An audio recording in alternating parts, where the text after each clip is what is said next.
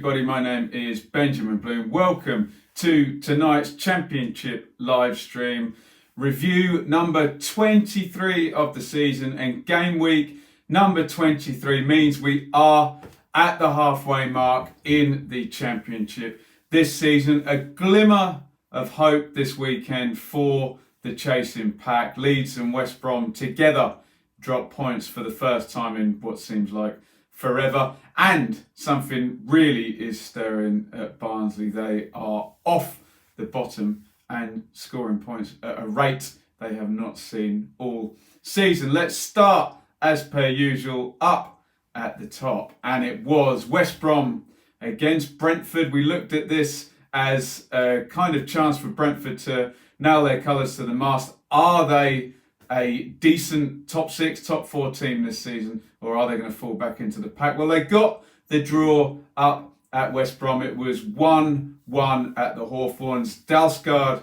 glancing in Jensen's corner on 43. Furlong doing virtually the same goal, just from corner coming from the other side. Furlong nodding in on 45.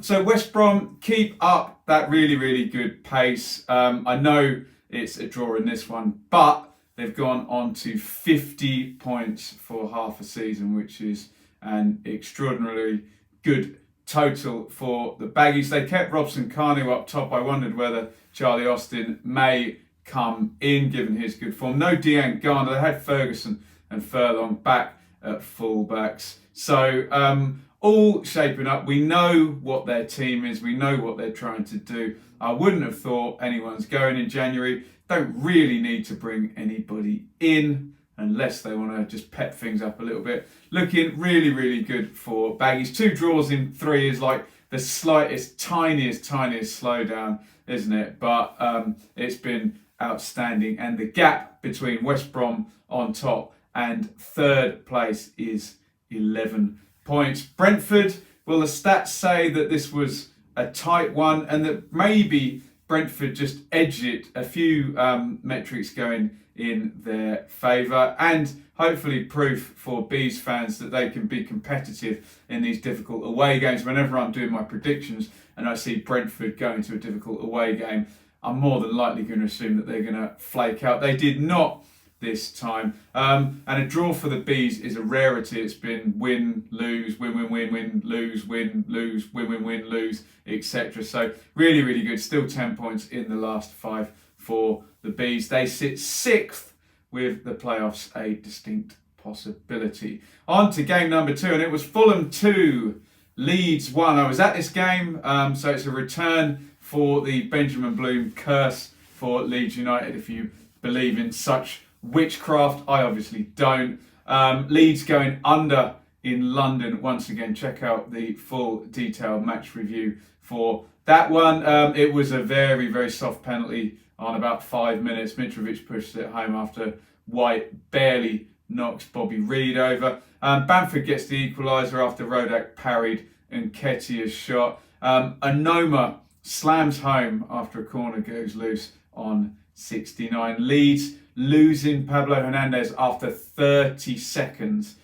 Soft penalty. They did fight back, but Fulham played them quite well. They sat off. They played quite direct up to Mitrovic when Leeds got their coordinated press going. So I think they just about got it right, and it was a kind of good day for Scott Parker in that respect. But we're still talking about Leeds. They don't quite make the 50-point mark that a win would have given them. West Brom up there on 50. Still a very healthy 2 points per game for Leeds. Why they can't win in London does remain a mystery to me, though. Leeds second with an 8-point gap.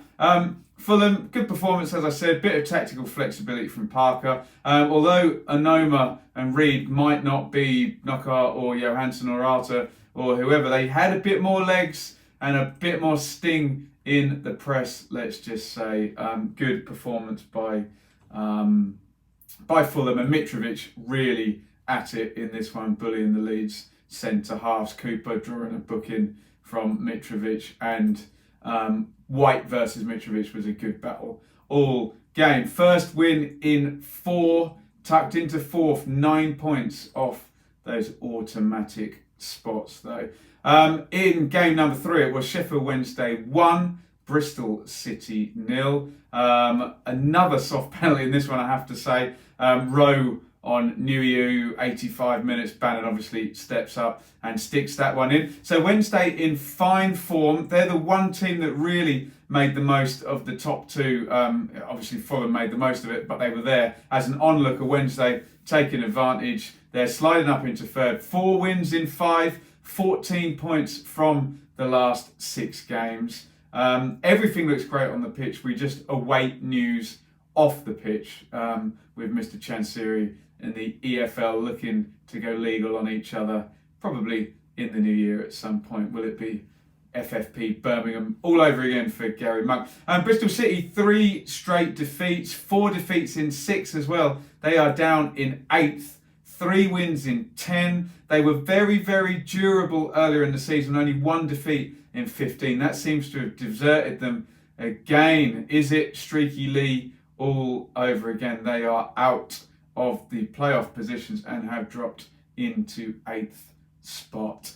Game number 4 was Cardiff 0, Preston 0, the early game on the Saturday. We know that Cardiff is a difficult place to go, but the stats tell me that Preston edged it. They'll be disappointed not to win also on the weekend where Leeds and West Brom dropped points, but they have picked up fairly nicely since that streak of 4 losing games without a goal. Not good at all. 5th in the league. Looking at the first half of the season though, big picture, really good stuff from Preston and Alex Neil. If they're anywhere around 5th going into the last 10 games, they'll surely be very, very happy with that given their spend and the spend of others they're competing with. Cardiff, the 3 straight wins have now been followed by a defeat and 2 draws. They slide down to 12 mid-table once again. Can Harris get them going in the second half of the season?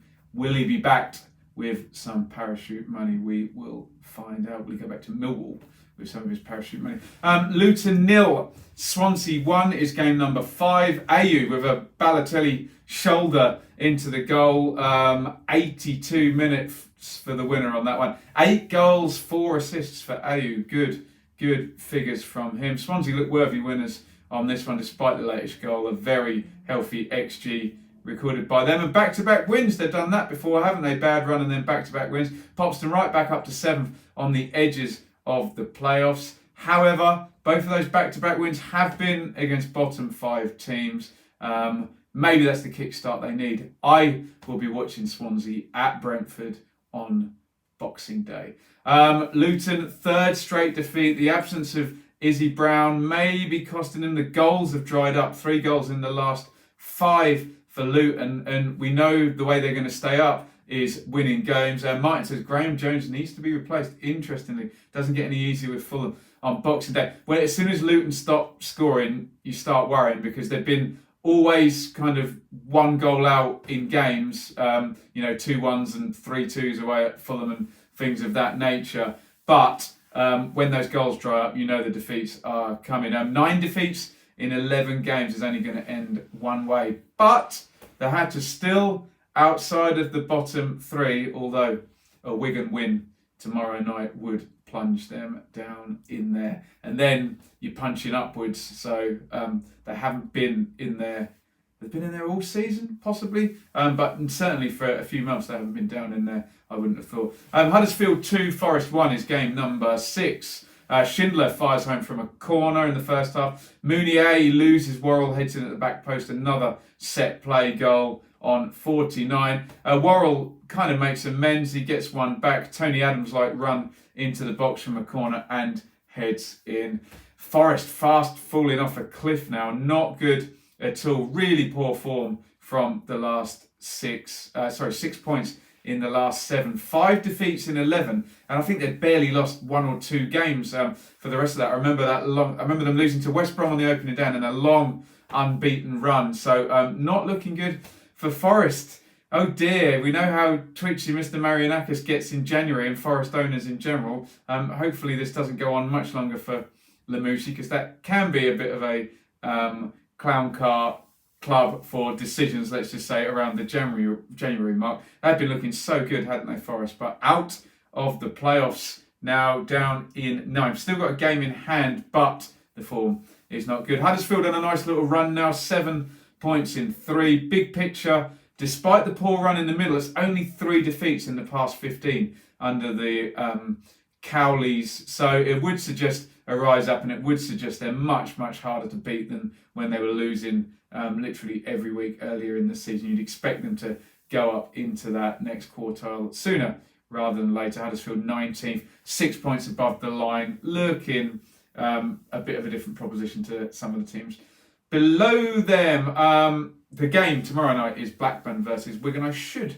be able to get a look at that. A Blackburn win by 2 will put them in 7th. A Wigan win jumps them from bottom to 21st. So quite the fillip for Wigan there. They're not good away from home though, are they? Game number 8 is Hull 3, Birmingham 0. Eves glances in Grzycki's corner. Very similar to Dalsgaard's and Furlong's goal. That's his 4th of the season. Grzycki, filthy goal. This one gets slipped through by Bowen. A dinked finish over the keeper for 2-0. And then Lewis Potter, 1v1 with Dean. God, he mugs him off, doesn't he? Inside, outside, USA. Hits it with the right foot. Lovely goal there. Hull back into the top half there. 11th, 10 points from the last 6 is decent. At home, very, very good. 5 wins in 7. Something to build on if they can start to pick up more away points.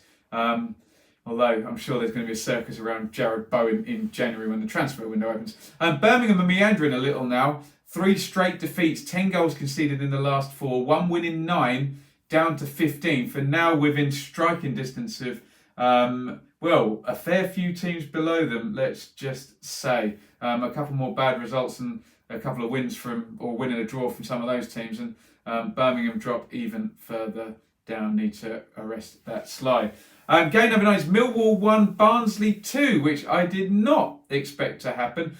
Brown down the left wing, crosses in. Superb goal by Chaplin. Connor Chapman's been in brilliant form since Gerhard Struber arrived at Barnsley. He kind of arcs it into the far corner. I'm reminded of a Bobby Charlton goal, possibly in the European Cup final. Was it a black and white? Look that one up. Bobby Charlton, where he kind of, was it an England goal? I can't remember. If anyone could smart me up in the comments on that one, where he's at the near post and he kind of arcs it into the far post. It's a brilliant goal by Chaplin.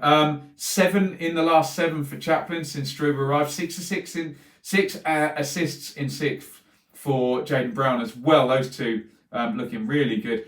Mill will get the equaliser, hung up for Smith at the back post. He heads across goal. O'Brien sticks it in. Mr. E says, been impressed by Barnsley since Struber rocked up.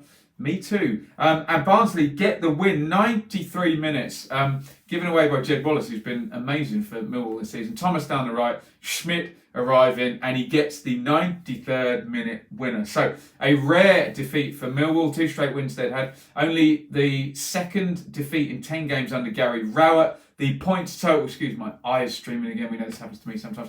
18 points in 10 games for Rowett. So very, very good. Big thumbs up for Rowett. That sort of total, if they keep it up, will see them in the chasing pack for the playoffs, and even better if they can just add a few more on there. 13th at the moment, just outside the top half. But look how tight it is, 4 points off the playoffs, Millwall. At the moment, Barnsley I'm getting excited about now. 10 points from the last 5 games. We all know my ratio of 2 points per game is automatic promotion form. So Barnsley for 5 games have been in automatic promotion form. Absolutely brilliant. Off the bottom, 22nd at the moment, depending on Wigan tomorrow, could drop them down another place. Brown and Chaplin, brilliant for Struber. And they're scoring. You know, we talk about Luton's goals drying up. Maybe they've given them all over to Barnsley. 13 in the last 5 games. Can Barnsley keep this run going? Something is happening there. Very, very good stuff from Gerhard Struber. Game number 10 is QPR 2, Charlton 2, standard for QPR this season. Sarr, big mistake for Charlton. Makes a mess of defending the set play. Cameron capitalises, smashes it in. Lyle Taylor, nice to see him back in the goals. Really good goal this as well. He's really close in on the goal, but the ball is struck in by Morgan, and he just gets a nice little deft touch to control it, redirect it into the goal. Well played Taylor. Samuel, great dribble and assist for Pugh to convert 2 assists and a goal in the last 3 for Bright Samuel. But Charlton have been on the end of a few late goals recently. They get it this time. It's an absolute mess, I have to say. Sarr's kind of in an offside position. Cameron has got defenders behind him, and he's sort of the only way Sarr can score this goal is if a QPR player flicks it onto him, and Jeff Cameron does exactly that, and Sarr converts. That's interesting, actually, because it was Sarr for Cameron for the first goal and Cameron for Sarr for the second. Animation says Eze's form dipping recently. Yeah, the numbers seem to have dropped off for Eze. Bright Samuel seems to be the bright spark, if you'll excuse the pun there. At the moment, QPR back to their crazy exploits after those 2 clean sheets and 2-0 victories through that 3-game week. 28 goals in the last 7 games at the Kevin Prince Boateng Stadium for Rangers. Definitely the place to go if you want to see some goals. Rangers down in 14th going into Christmas. Charlton, I mentioned the late goals. Good that they got one, but God, do they need a win. Consecutive 2-2 draws, but we add a game onto this every week on this show, don't we? So no wins in 11 and 11 points in 17 games, going back to August now. Charlton in relegation form since September, October, November, coming up for 4 months now. It's not going to end well. They need to get back to where they were with Johnny Williams and Lyle Taylor and Gallagher and Cullen in midfield. I know they've had lots of injuries, but not going well. 7th bottom, and the 2 behind them, Huddersfield, Borough, could overtake them in the next game week. So, they need a win. Reading 3, Derby 0 is game number 11. Scott Malone gets sent off after 4 minutes. Never a good start. Charlie Adam sticks a penalty, and I wonder if we thought we'd see Charlie Adam scoring in the Championship in 2019, nearly 2020, goodness me.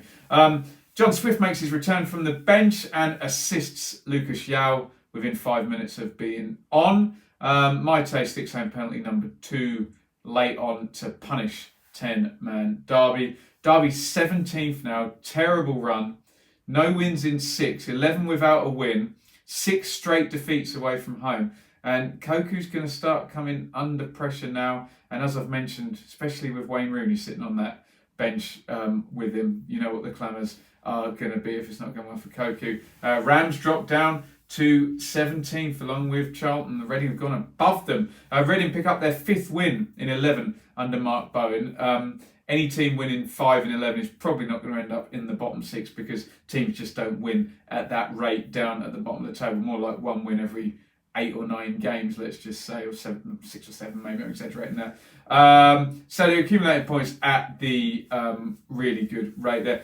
Danny, last time I'm going to be previewing Rovers. I did a little bit earlier in the stream. I think you can wide back. Didn't say a lot though. I'll wait for the team news to come in tomorrow. So Reading up to 16th above Derby. I wonder now who finishes higher out of Reading and Derby.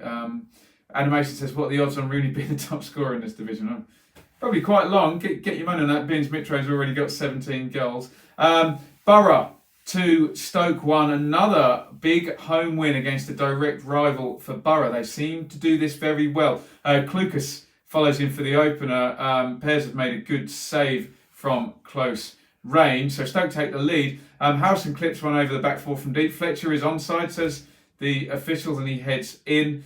Wing drives forward and smashes one in with the right foot for the winner. As I've said, Borough do the business at home against direct rivals. Their 5 wins this season have been Wigan at home, Reading at home, Barnsley at home, Charlton at home, and Stoke at home. And I think, fact check me on this, they've all been by 1 goal as well. So the positive is they're doing well in that type of game. If I'm being very negative, what that does mean is they've had all of their direct rivals at home in the first half of the season, which means they're going to have to go away to all of those teams in the second half, and they haven't won any away games. So the worst case scenario for Borough is they've had all their winnable games already in the first half of the season. So we shall see how that pans out. I'm just presenting both sides of this. Stoke still in the bottom 3. They just can't get out of there, can they? I kind of sit here every week, just waiting for the time when Stoke win 4, draw 2 and lose 1 out of 7 games. just not happening though, is it? Incredible, so fragile. Took the lead in this one and ended up losing again. And week on week, look, realistically, how high are Stoke going to finish now? Even if they have an incredible run, they probably can only finish 12th or something, can't they? Even with a really, really, really brilliant run. So every week we go, it gets closer to one of the most shocking relegation battles we've seen in the Championship in the last few years. They just can't get a tune out of that Potter's squad. Animation says Joe Allen been linked with other Championship teams. Yeah, well, that will start to happen. I'm not sure on Allen's contract, but if it's short and with his age, then I'm sure someone will take him. So game of the week, no real standout game this week. I'll go for the drama at QPR. So QPR 2, Charlton 2, and the late goal there. Goal of the week has got to either be Grzycki or Chaplin, I think. Let me know in the comments which one. Performance of the week, I went for Barnsley last week. I kind of want to go for Barnsley again. I think Hull pretty much larruped Birmingham as well. So let's go for Hull this week, bringing on a really high XG and sticking 3 past Birmingham without reply as the performance of the week. Only one of the top 5 scorers on target this season, so good day for Mitro. And he got the win, didn't he? So Grant and Fletcher still on 12, Watkins on 13, Bowen 15, Mitrovic on 17. Right, that should just about do us. As you can see, we are in the Christmas spirit here, so I will just say cheers. Have a nice drop of New Zealand Sauvignon and say thank you to anybody who's watched any of these live streams this year, and have a great Christmas. I'm sure I'll do some content in the next, at least one video in the next day or two. I've got a couple written but not delivered. Thank you for all the support this year leading up to Christmas. Keep watching the streams. If you're here for the first time, subscribe, ring the bell for notifications. Follow on Twitter at Benjamin Bloom, and you can support monetarily. One drink of alcohol and my words are all over the place. Over at patreon.com/Benjamin Bloom. Got something special planned for Boxing Day. I'm going to be at 2 games. I'll be at Brentford early, and I will be at Reading later on in the evening. God, I've lost the plot, haven't I? Don't drink wine and live stream at the same time is the answer here. But more content coming out this week, and then we get another game week on the 29th as well. I may not be at a game, but I might do a couple of TV games for that day. So thank you, everybody. I think I might have set the stream to unlisted because we haven't had too many comments in it today. So get your comments in if you're watching on delay. And I'll see you all very soon. Over and out.